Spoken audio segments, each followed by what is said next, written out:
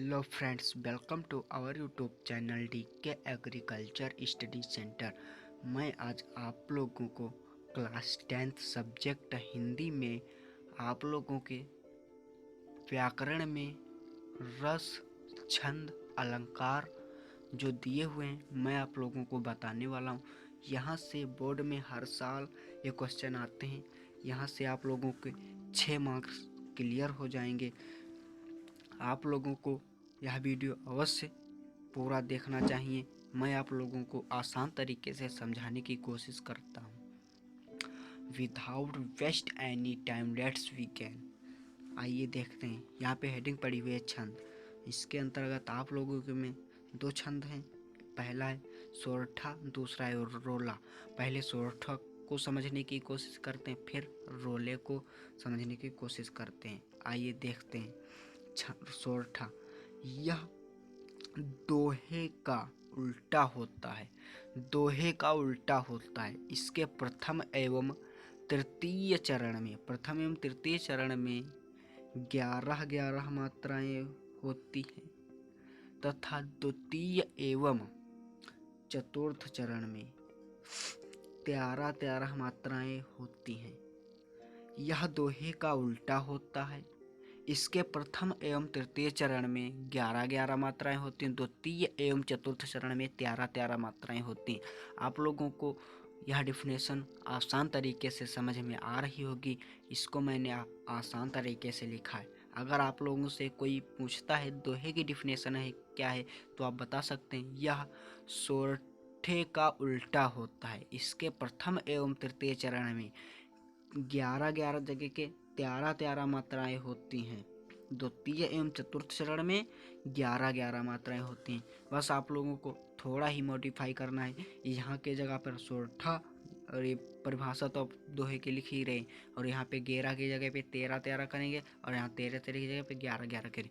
आइए इसका उदाहरण देखते हैं। एग्जाम्पल, 1 नंबर की आप लोगों की डिफिनेशन रहती है, और 1 नंबर की आप लोगों की ये परिभाषा रहेगी, और 1 नंबर की आप लोगों को ये दोहे जो एग्जाम्पल लिखेंगे दोहे 1 नंबर दोहे का मिलता है और 1 नंबर डिफिनेशन का। 2 नंबर हर परीक्षा में आते हैं। अगर आप लोगों ने अभी हाफ ईयरली का एग्ज़ाम दिया है तो आप लोगों ने पेपर में देखा होगा कि ये क्वेश्चन जरूर आया होगा।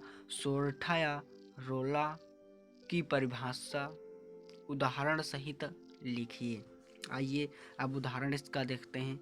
उदाहरण में दिया हुआ है, जो सुमिरत सिद्ध होए, गणनायक करिवर बदन, करहु अनुग्रह सोए, बुद्ध रास शुभगुण सदन। इसका एग्जाम्पल एक बार फिर से देखते हैं। जो सुमिरत सिद्ध होए, गणनायक करिवर बदन, करहु अनुग्रह सोए, बुद्ध रास शुभगुण सदन। अगर आप लोगों को यह एग्जाम्पल थोड़ा बड़ा लगता है तो आप लोग इससे छोटा भी सोरठा का एग्जाम्पल याद कर सकते हैं। अगर आप लोगों को ढूंढने में दिक्कत हो तो आप लोग कमेंट कीजिए, मैं आप लोगों को छोटा एग्जाम्पल बता दूंगा। आइए देखते हैं अब रोला।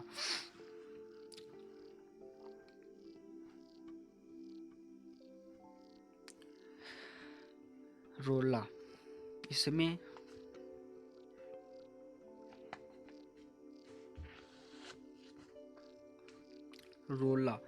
रोला की परिभाषा दी हुई है आप लोगों के सामने। मैं आप लोगों को आसान तरीके से समझाने की कोशिश करता हूँ। आइए देखते हैं। यह सममात्रिक छंद है। रोला जो है सममात्रिक छंद है। इसके 4 चरण होते हैं। रोला के 4 चरण होते हैं।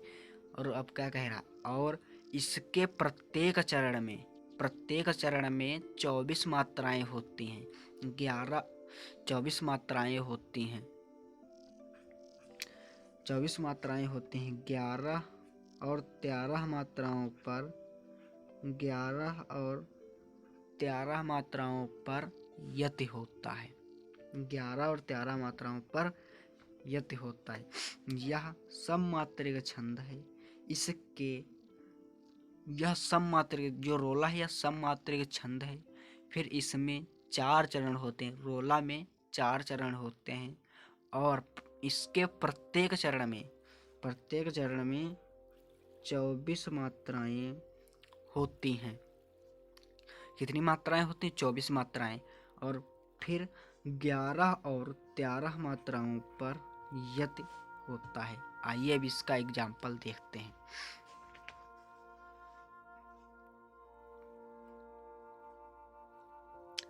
एग्जाम्पल या उदाहरण, 1 नंबर की आप लोगों की डिफिनेशन रहेगी, 1 नंबर की आप लोगों को 1 नंबर की डिफिनेशन और 1 नंबर का उदाहरण। तो कितने नंबर के हुए? 2 नंबर। 2 मार्क्स यहाँ से क्लियर। अगर अभी अगले पेज में आप लोगों को बताऊंगा 2 मार्क्स वहाँ से क्लियर हो जाएंगे और 2 नंबर और 6 नंबर यहाँ से पक्के हो जाएंगे। वीडियो अंत तक देखिए, यह मोस्ट इम्पॉर्टेंट वीडियो है, आप लोगों को ज़रूर अवश्य देखना चाहिए। बोर्ड में यहाँ से क्वेश्चन जरूर आएंगे, 100% आएंगे। यहाँ एग्जाम्पल दिया है, को पापी पंचत्व प्राप्त, सुन जग मन धावत, बनि बनि बावन वीर बढ़त, चौचंद मचावत, पैतक ताक लौथ तिपगथा के टटलावत, नवोदय 11 होत 3 5 बिसरावत। आइए एक बार फिर से देखते हैं। को पापी पंचत्व प्राप्त, सुन जग मन धावत, बनि बनि बावन वीर बढ़त, चौचंद मचावत, पैतक ताक लौथ तिपगथा के टटलावत, नवोदय 11 होत 3 5 बिसरावत। आइए दोस्तों अब चलते हैं नेक्स्ट पेज में। जैसा कि मैंने आप लोगों को शुरू में बताया था, पहले मैं आप लोगों को छंद, फिर रस, फिर अलंकार, मैं आप लोगों को यहाँ पर सब बताने वाला हूँ। छंद मैंने आप लोगों को बता चुका हूँ, वहाँ से 2 मार्क्स आएंगे। यहाँ से बताऊँगा, यहाँ से 2 मार्क्स का आएगा।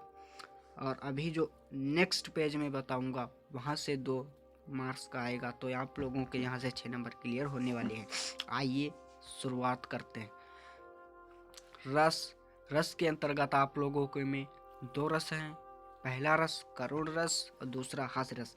आप लोगों को में प्रश्न इस तरीके से आएगा, करुण अथवा हास्य रस की परिभाषा उदाहरण सहित दीजिए। तो मैं आप लोगों को पहले परिभाषा फिर उदाहरण अपने माध्यम से बताने की आसान तरीके से कोशिश करते हैं। आइए देखते हैं। करुण रस, इसकी डिफिनेशन हमने आसान तरीके से लिखी है अपनी भाषा में, जिससे आप लोगों को समझने में आसानी हो। आइए देखते हैं।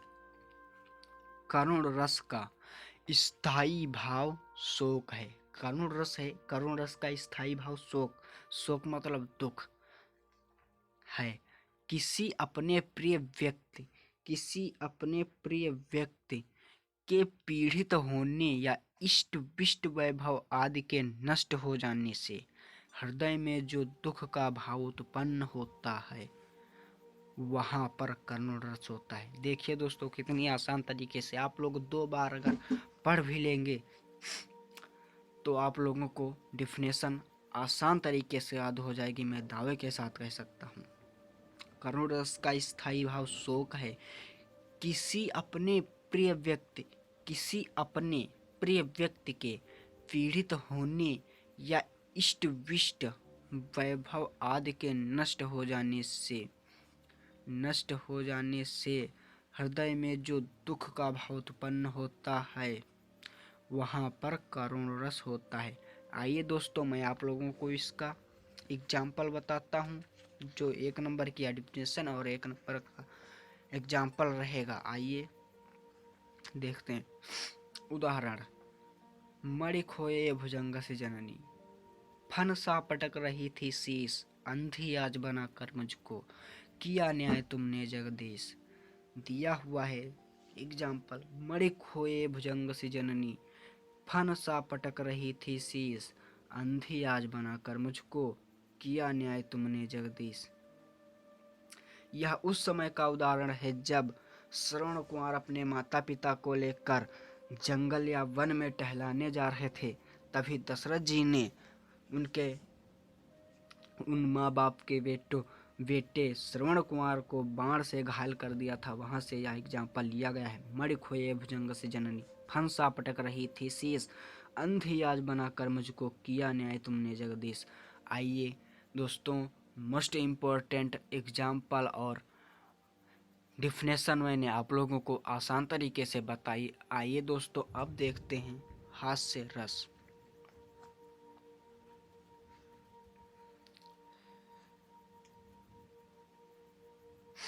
हास्य रस, जैसा कि मैंने आप लोगों को शुरू में बताया था, रस आप लोगों को में दो हैं। पहला करुण रस मैंने आप लोगों को आसान तरीके से समझाने की कोशिश की। अब हास्य रस, इसको भी आसान तरीके से समझाने की कोशिश करते हैं। डिफिनेशन मैंने अपने शब्दों में लिखी है जिससे आप लोगों को याद करने में आसानी हो। आइए अपने परिभाषा को देखते हैं। डिफिनेशन, हास्य रस का स्थायी भाव हास है। यहाँ पे लिखा हुआ हास्य रस का स्थायी भाव हास है। आप लोगों को मेन पॉइंट याद रखना है जिससे कि आप लोग परीक्षा हाल में बैठे वहाँ पर ज़्यादा बहुत गाथा लिखने की ज़रूरत नहीं, बस मेन पॉइंट लिखिए। टिपिकल जो वर्ड हैं यहाँ से आप लोगों को लिखना है। हास्य रस का स्थायी भाव हास है। हास का अर्थ होता है हंसी। किसी व्यक्ति के रूप आकार एवं वेशभूषा, अनोखे रूप आकार वेशभूषा आदि को देखकर हृदय में जो आनंद का भाव उत्पन्न होता है।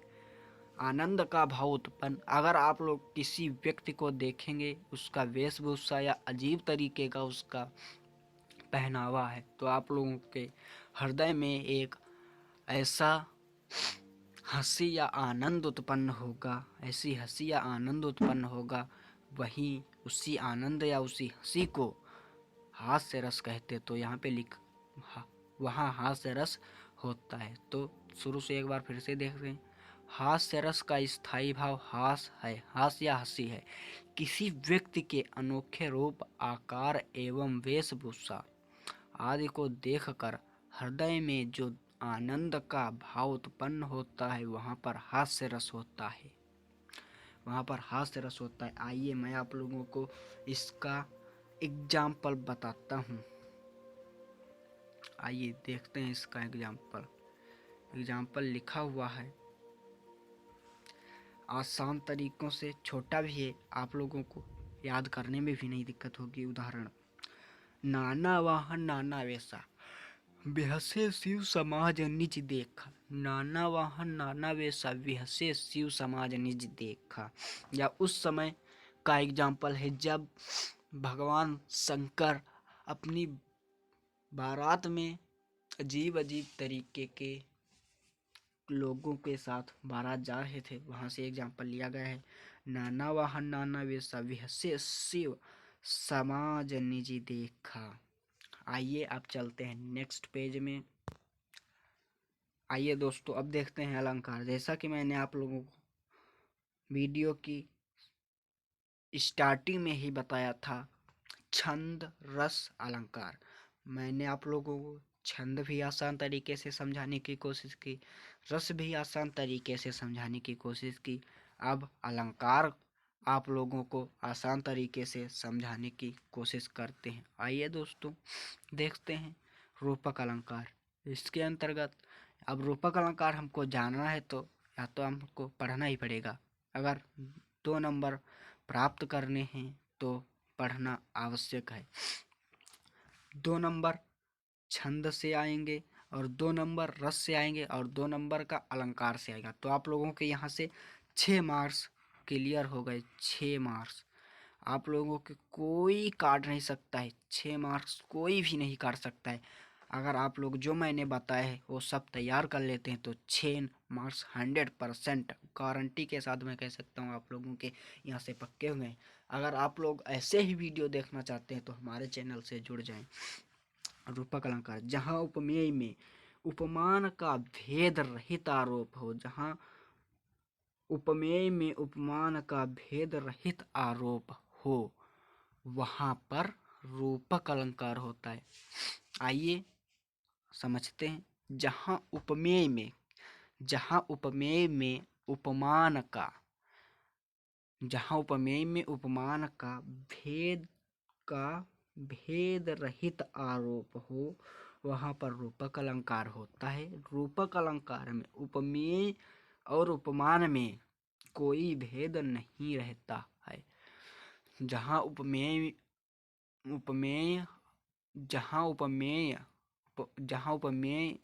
और उपमान, जहाँ उपमेय में उपमान का भेद रहित आरोप होता है वहाँ पर रूपक अलंकार होता है। रूपक अलंकार में उपमेय और उपमान में कोई भेद नहीं रहता है। आइए इसका एग्जाम्पल देखते हैं। इसका एग्जाम्पल तो बहुत ही आसान है, आप लोग एक बार पढ़ लीजिए और आप लोगों को आसान तरीके से याद हो जाएगा। आइए एग्जाम्पल, अगर आप लोग एग्जाम्पल लिख रहे तो उसमें बिंदु, कामा, पाई मात्रा का विशेष ध्यान रखेंगे। अगर आप लोग जैसे इंग्लिश में सेंट्रल आइडिया आती है या पोएम, सेंट्रल आइडिया भी 3 नंबर की होती है और पोएम भी 3 नंबर की। उसी तरीके से जिस तरीके से पोएम में बिंदु या किसी भी अक्षर आई के ऊपर बिंदी जैसे पूर्ण विराम सब चीज़ का ध्यान रखा जाता है, उसी तरीके से आप लोगों को बढ़िया राइटिंग में और कामा, बिंदु और पूर्ण विराम, कामा का भी विशेष ध्यान रखना है। आइए देखते हैं। चरण कमल बंधव हरिराई, चरण कमल बंधव हरिराई।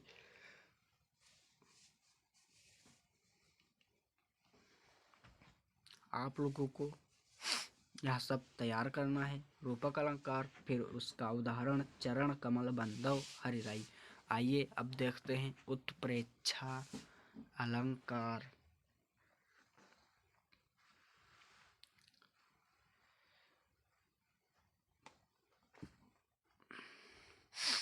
उत्प्रेक्षा अलंकार हेडिंग पड़ी हुई, आइए देखते हैं। जहाँ में उपमान की, यहाँ वहाँ पे था जहाँ उपमेय में उपमान का भेद रहित आरोप हो वहाँ पर रूपक अलंकार होता है। रूपक अलंकार में उपमेय और उपमान में कोई भेद नहीं रहता है।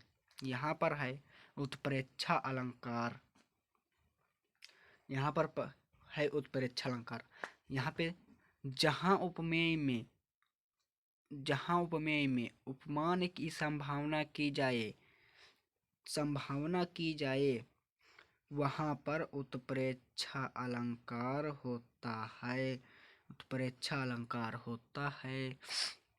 जनु, जानव, मानव आदि इसके वाचक शब्द हैं। आप इससे भी ज्ञात कर सकते हैं कि जनु, जानव, मानव ये अगर शब्द आते हैं तो वह आप लोगों का एग्जाम्पल उत्प्रेक्षा अलंकार का है। जैसे अब एग्जाम्पल में आप लोगों को दिखाता हूँ। सोहत ओढ़े पीठ पट, श्याम सलोने गात, मानव नीलमणि शैल पर आतप प्रयोग प्रभात। यहाँ पर देखो मानव आया है। जैसा कि मैंने आपको जन, जानो, मानव ये शब्द बताया था, अगर आ जाए किसी दोहे या किसी भी प्रकार के तो वह आप लोगों का कौन सा एग्जाम्पल होगा, तो वह आप लोगों का उत्प्रेक्षा अलंकार का एग्जाम्पल हो जाएगा। सोहत ओढ़े पीठ पट, श्याम सलोने गात, मनोह नीलमणि शैल पर आतप प्रयोग प्रभात। आइए आप लोगों को एक बार डेफिनेशन बताता हूँ। जहाँ उपमेय में उपमान की संभावना की जाए वहाँ पर उत्प्रेक्षा अलंकार होता है। जन, जानो, मानव आदि इसके वाचक शब्द हैं। ये आप लोगों का डिफिनेशन। 2 नंबर आपके छंद से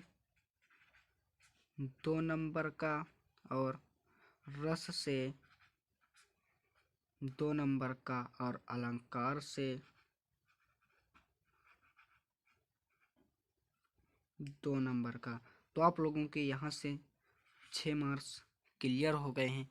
अब आप लोगों को बस याद करने की आप लोग याद करिए ही नहीं, इसको 2 बार, वीडियो को 2 बार या 3 बार देख लीजिए, आप लोगों को आसान तरीके से याद हो जाएगा। मैं दावे के साथ कह सकता हूँ। ऐसे ही वीडियो देखने के लिए हमारे चैनल को सब्सक्राइब करना ना भूलें। जय हिंद। आप लोगों से मैं मिलता हूँ नेक्स्ट वीडियो में।